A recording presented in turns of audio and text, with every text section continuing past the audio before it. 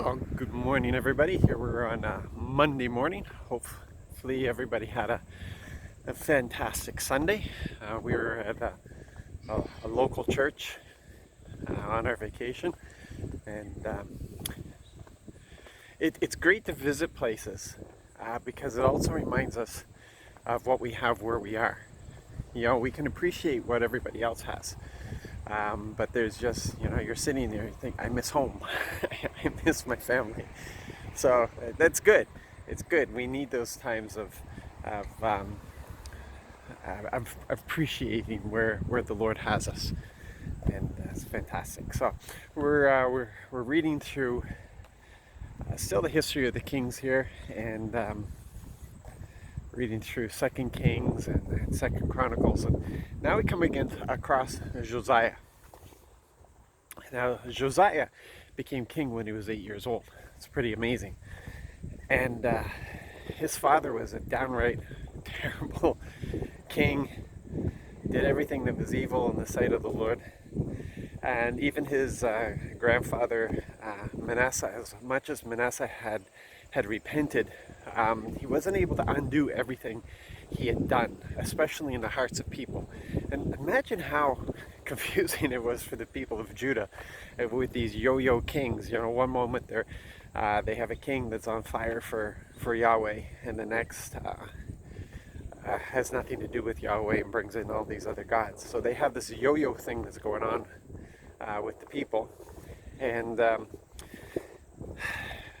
quite often we can mess up and we can't undo what's in people's hearts. Only the Lord can do that. And so here Josiah inherits a kingdom that's just filled with the worship of other gods and all the stuff that's going on. And he's 8 years old. What does he know at 8? But we're told at the age of 16, he starts inquiring of the Lord. He starts making inquiries, he starts investigating, and he starts taking action. So there was something there in his heart that was quite amazing. He starts taking action, he starts getting rid of some of the idols, he starts cleaning up the temple, he wants repairs and everything done. And it is in the preparing for the repairs that they come across the scroll of instruction. And they bring it to the king, and they read it to the king. Now this is a kid, a 16-year-old kid, and in his heart is already yearning for the Lord. There's something there, there's something he wants. And then the scroll is read. And this young king stands up and he rips, it's a form of repentance. He rips his robe and cries out to God. And he wants to know. He says, inquire of the Lord. What does this mean? What's going to happen to us? We must have angered him. And that's when we hear the voice of the Lord. That's when they go to the prophetess. And remember, you got to remember that the government that was put in place to keep Israel in order. We always focus on the king. But before the king, we had the high priest, and the high priest was there for the sacrifices. The high priest was there to remind everybody of the law.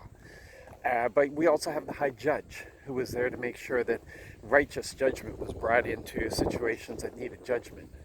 And then you had the king, and the king was there for the defense of the land and for the prosperity of the land.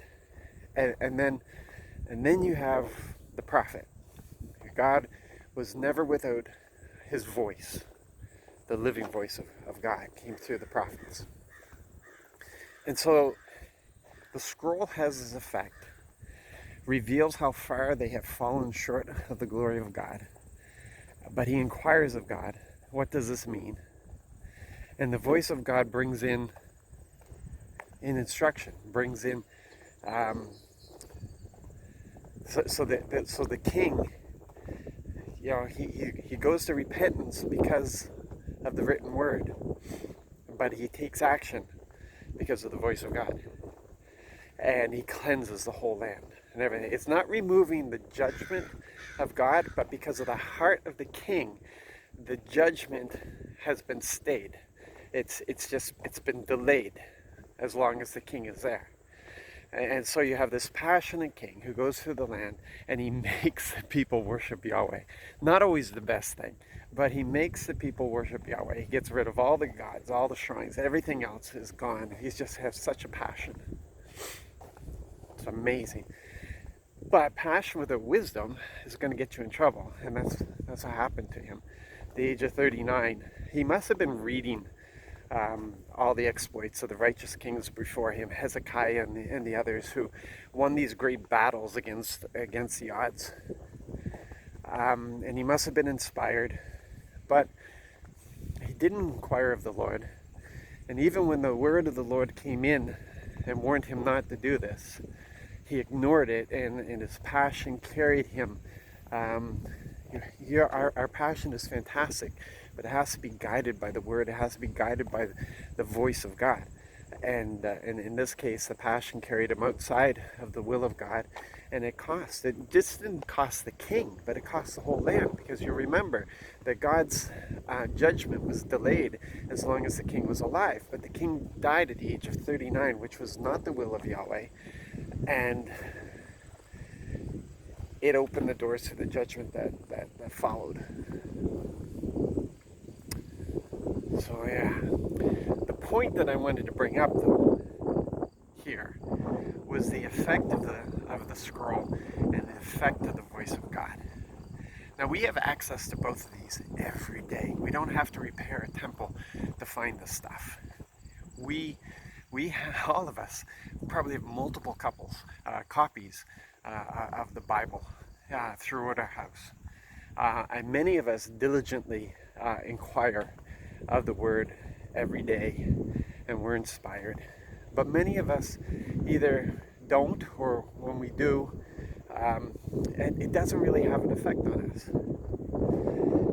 We have access to so many preachers, so much prophecy, so much.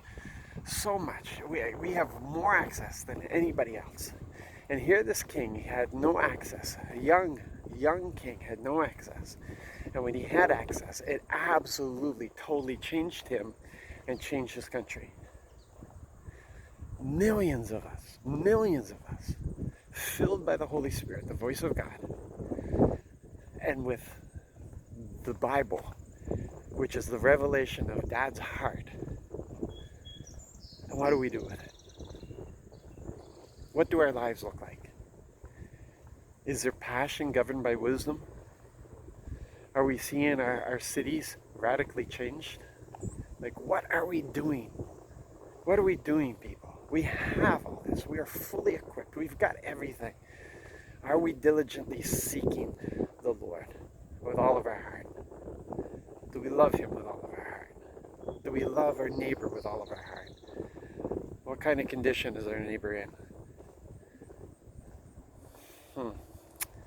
Don't want to leave it in a down note, but I want to leave you with that. You be blessed, be encouraged, be engaged today. Love the Lord and love your neighbor. God bless.